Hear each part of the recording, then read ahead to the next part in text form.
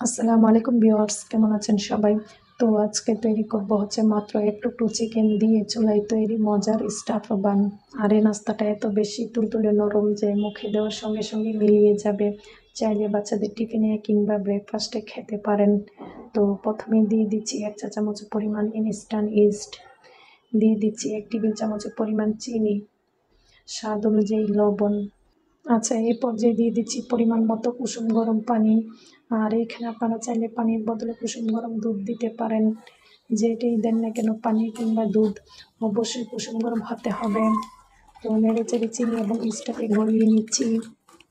তো চিনি এবং ইস্ট একদম গলে গিয়েছে। এই পর্যায়ে দিয়ে দিচ্ছি 200 গ্রাম পরিমাণ ময়দা। আর এখানে ইস্টের পরিমাণ অনুযায়ী ময়দাটাকে দিয়ে দিচ্ছি।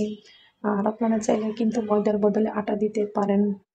আচ্ছা, এই পর্যায়ে নেড়েচেড়ে মিশিয়ে ডো তৈরি করে নিচ্ছি। ডোটা তৈরি করার সময় প্রথম অবস্থায় অনেকটা আঠালো মনে হবে, পরে মাখাতে মাখাতে একদম ঠিক হয়ে যাবে। তো এই পর্যায়ে দিয়ে দিচ্ছি 1 টেবিল চামচ পরিমাণ সয়াবিন তেল।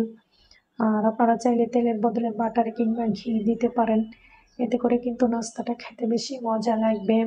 তো হাত দিয়ে আমি 5 মিনিটের মতন এরকম করে মাখিয়ে নেব। এতে করে ডোটা অনেক বেশি সফট হবে। তো যতক্ষণ না পর্যন্ত একদম সফট হচ্ছে ততক্ষণ পর্যন্ত মাখিয়ে নিচ্ছি। তো আমার ডোটা মাখিয়ে নেওয়া হয়ে গিয়েছে।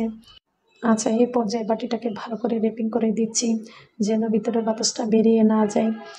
যেহেতু এখন গরমের দিন, সেই জন্য ডোটাকে 1 ঘন্টা রেস্টে রেখে দিলেই ফুলে ডবল হয়ে যাবে। তো আমি 1 ঘন্টার জন্য রেস্টে রেখে দিলাম। ফিরে আসবো 1 ঘন্টা পর। তো এখানে 1 টেবিল চামচ পরিমাণ সয়াবিন তেল দিয়ে দিলাম। দিয়ে দিচ্ছি মুরগির বুকের মাংস। আর মাংসগুলিকে আমি ছোট ছোট করে কেটে নিয়েছি।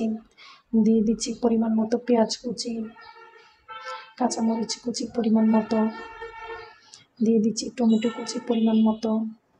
আচ্ছা, 1 চা চামচ পরিমাণ গরম মশলা পাউডার দিয়ে দিচ্ছি, 1 চামচ পরিমাণ আদা বাটা, 1 চামচ পরিমাণ রসুন বাটা, 1 চামচ পরিমাণ জিরা বাটা, স্বাদ অনুযায়ী লবণ দিয়ে দিচ্ছি, মরিচ পাউডার পরিমাণ মতো, ধনিয়া পাউডার পরিমাণ মতো। এইবার সব কিছু একসঙ্গে নেড়েচেড়ে ভেজে নিচ্ছি। আচ্ছা, এইখানে আমি যা যা উপকরণ ব্যবহার করেছি তা আমি আমার চিকেনের পরিমাণ অনুযায়ী ব্যবহার করেছি। আর এখানে কোনো বাড়তি পানি ব্যবহার করব না। চিকেন এবং পেঁয়াজের থেকে যে পানিটা উঠে আসবে সেটা দিয়েই চিকেনটা রান্না হয়ে যাবে। তো এইগুলিকে আমি হালকা ভেজে নিয়েছি। এইবার দিয়ে দিচ্ছি পরিমাণ মতো দুধ। আর এই দুধটা দিলেই কিন্তু চিকেনটা খেতে বেশি মজা লাগবে। তো এইবার নেড়েচেড়ে দুধটাকে আমি শুকিয়ে নেব। আর যেহেতু চিকেনটা ছোট ছোট করে কাটা, সেই জন্য সিদ্ধ হতে বেশি একটা সময় লাগবে না। তো আমার দুধটা একদম শুকিয়ে গিয়েছে। আর চিকেনটা রান্না হতে মাত্র 5 মিনিট সময় লেগেছে।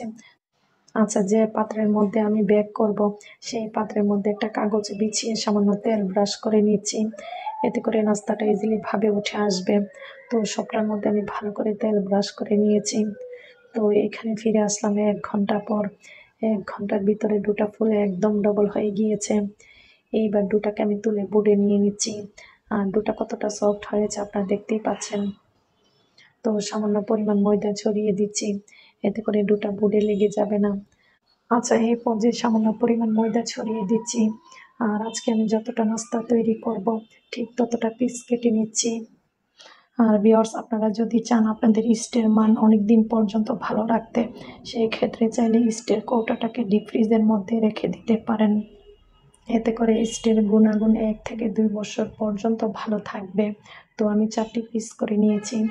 এইবার একটি পিস নিয়ে এরকম করে চেপে চেপে লম্বাটে ছোট করে একটা রুটি তৈরি করে নেব।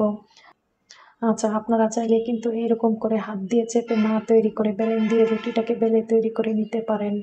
তো এইবার দিয়ে দিচ্ছি চিকেনের পুর। আর পুরের পরিমাণ যার যার ইচ্ছে অনুযায়ী দিয়ে দিতে পারেন। তো এইবার আমি ভাজি দিয়ে দিচ্ছি।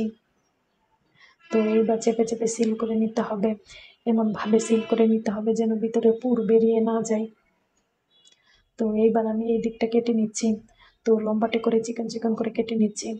আর এই নাস্তাটা চাইলে কিন্তু যে কেউ বাড়িতে তৈরি করতে পারবে। আর খেতে কিন্তু অনেক বেশি মজা। আচ্ছা, সামান্য পানি লাগিয়ে নিচ্ছি, এতে করে ভালো করে সিল হবে। তো সবগুলি আমি এরকম করে টেনে টেনে সিল করে নিচ্ছি। আর এই নাস্তাটা তৈরি করা যতটা সহজ, খেতে কিন্তু তার চেয়ে অনেক বেশি মজা। চাইলে কিন্তু যে কেউ বাড়িতে তৈরি করতে পারবে। তো একটি নাস্তা আমার তৈরি করা হয়ে গিয়েছে। বাকিগুলিকে আমি একই রকম করে তৈরি করে নেব। তো আপনারা দেখতেই পাচ্ছেন কতটা সুন্দর হয়েছে। তো যে পাত্রে আমি বেক করব সেই পাত্রের মধ্যে বসিয়ে দিলাম। আচ্ছা, এই পাত্রের মধ্যে আমি 3টার মতন বসিয়ে দিয়েছি, আর একটা আমি অন্য একটি পাত্রের মধ্যে বসিয়ে দিলাম। তো এইবার রেস্টে রেখে দিচ্ছি 10 মিনিটের জন্য। তো আমি কাপড় দিয়ে ঢেকে দিলাম। ফিরে আসবো 10 মিনিট পর। আচ্ছা, ফিরে আসলাম 10 মিনিট পর। 10 মিনিটের ভিতরে এগুলি ফুলে একদম ডবল হয়ে গিয়েছে। তো এখানে একটা ডিমের কুসুম নিয়েছি, আর দিয়ে দিলাম 1 চা চামচ পরিমাণ কাঁচা দুধ। এবার ভালো করে মিশিয়ে নিচ্ছি। তো এবার আমি রুটির উপরে ব্রাশ করে দিচ্ছি। অনেকেই বলেন যে চুলায় বেক করলে নাকি রুটির উপরে সুন্দর কালার আসে না। তো কাঁচা দুধ এবং ডিম যদি ব্রাশ করেন তাহলে রুটির উপরে সুন্দর কালার আসবে। আচ্ছা, অন্য একটি পাত্রের মধ্যে যে আমি একটা নাস্তা বসিয়েছিলাম, এইবার সেটার উপরে আমি ব্রাশ করে নিচ্ছি। তো এইখানে চুলায় একটা সিলভারের পাতিল বসিয়ে 5 মিনিট প্রিহিট করে নিয়েছি। তো এইবার নাস্তার প্লেটটাকে বসিয়ে দিচ্ছি। এইবার ঢেকে 30 মিনিটের মতন বেক করে নেব। আর চুলার আঁচে থাকবে লোর চেয়ে সামান্য বেশি। আপনাদের ক্ষেত্রে সময়টা কম অথবা বেশি লাগতে পারে। তো ফিরে আসবো 30 মিনিট পর। আচ্ছা, ফিরে আসলাম 30 মিনিট পর। তো এইবার চুলা থেকে নামিয়ে ঠান্ডা করে নিচ্ছি।